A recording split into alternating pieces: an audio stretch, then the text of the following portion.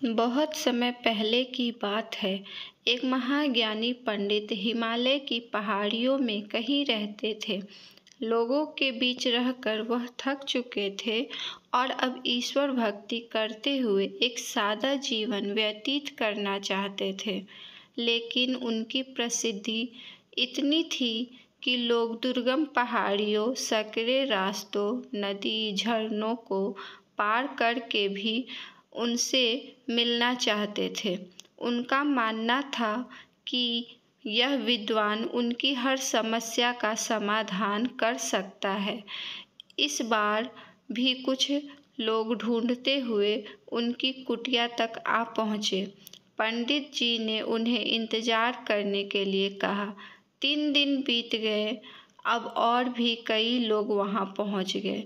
जब लोगों के लिए जगह कम पड़ने लगी तब पंडित जी बोले, आज मैं आप सभी के प्रश्नों का उत्तर दूंगा, पर आपको वचन देना होगा कि यहाँ से जाने के बाद आप किसी और से इस स्थान के बारे में नहीं बताएंगे, ताकि आज के बाद मैं एकांत में रहकर अपनी समाधि कर सकूं।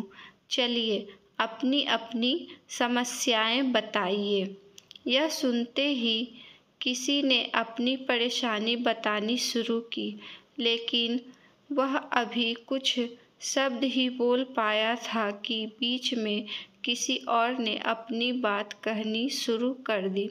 सभी जानते थे कि आज के बाद उन्हें कभी पंडित जी से बात करने का मौका नहीं मिलेगा, इसलिए वे सब जल्दी से जल्दी अपनी बात रखना चाहते थे। कुछ ही देर में वहाँ का दृश्य मछली बाजार जैसा हो गया और अंततः पंडित जी को चीख कर बोलना पड़ा, कृपया शांत हो जाइए। अपनी अपनी समस्या एक पर्चे में लिखकर मुझे दीजिए। सभी ने अपनी अपनी समस्याएं लिखकर आगे बढ़ा दी।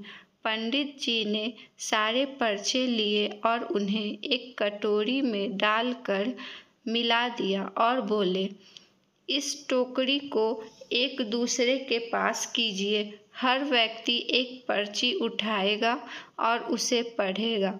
उसके बाद उसे निर्णय लेना होगा कि क्या वो अपनी समस्या को इस समस्या से बदलना चाहता है। हर व्यक्ति एक पर्चा उठाता, उसे पढ़ता और सहम सा जाता। एक एक करके सभी ने पर्चियां देख ली, पर कोई भी अपनी समस्या के बदले किसी और की समस्या लेने को तैयार नहीं हुआ। सबका यही सोचना था कि उनकी अपनी समस्या चाहे कितनी ही बड़ी क्यों न हो, बाकी लोगों की समस्या जितनी गंभीर नहीं है। 2 घंटे बाद सभी अपनी अपनी पर्ची हाथ में लिए लौटने लगे। वे खुश थे कि उनकी समस्या उतनी बड़ी भी नहीं है जितना कि वो सोचते थे।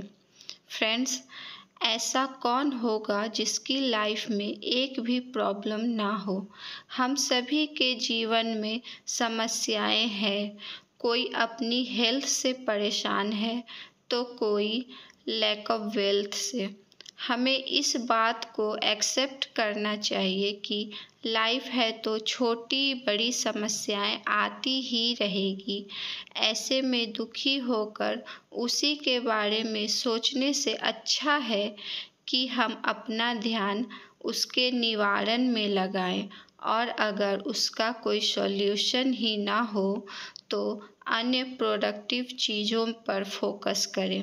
हमें लगता है कि सबसे बड़ी समस्या हमारी ही है, पर यकीन जानिए इस दुनिया में लोगों के पास इतनी बड़ी बड़ी प्रॉब्लम है कि हमारी तो उनके सामने कुछ भी नहीं। इसलिए ईश्वर ने जो भी दिया है उसके लिए थैंकफुल रहिए और एक खुशहाल जीवन जीने का प्रयास कीजिए। उम्मीद है आपको ये छोटी सी कहानी पसंद आई होगी। कहानी पसंद आई है तो लाइक, कमेंट एंड शेयर ज़रूर करें।